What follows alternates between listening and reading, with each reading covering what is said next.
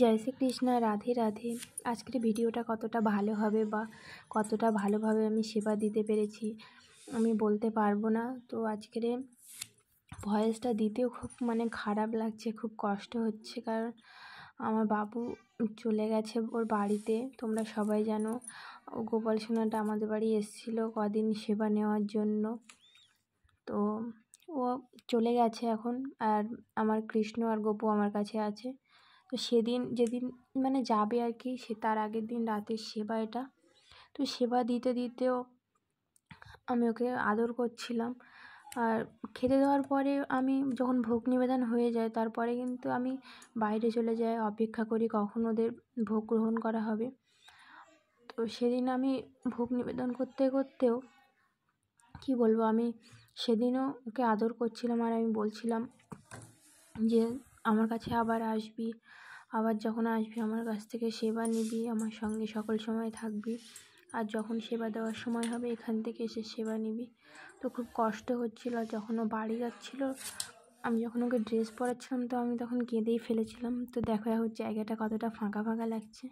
তো ভয়েস দিচ্ছি, ভিডিওটা দেখছি, খুবই কষ্ট হচ্ছে আমার, কিন্তু কিছু করার নেই। যাদের গোপাল সোনা তারাও তো তাকে মিস করছে আমার মতো। আমার কাছে তো এতদিন ছিল, ওকে তো বাড়ি যেতেই হতো।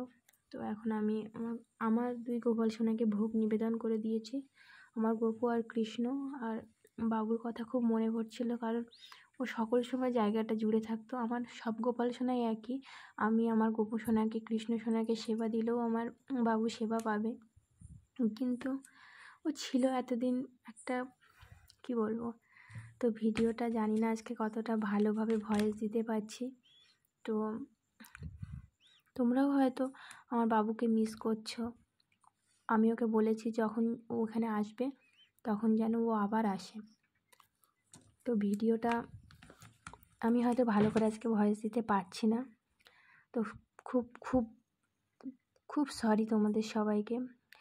ভিডিওটা যা হচ্ছে তোমরা সেটাই দেখো, আর আমি আমার গোপু সোনাকে খাইয়ে দিচ্ছি, তোমরা সেটা দর্শন করো, আর আমার গোপু সোনার কাছে তোমাদের মনস্কামনা জানাও। আর তোমরা সবাই বাবুকে বলো যে ও আবার যেন আসে, আমার ভিডিওতে যেন থাকে, এটাই ওকে বলো তোমরা সবাই মনে মনে। আমি তো বলছি, আর আমার গোপু সোনারও হয়তো মন ভালো।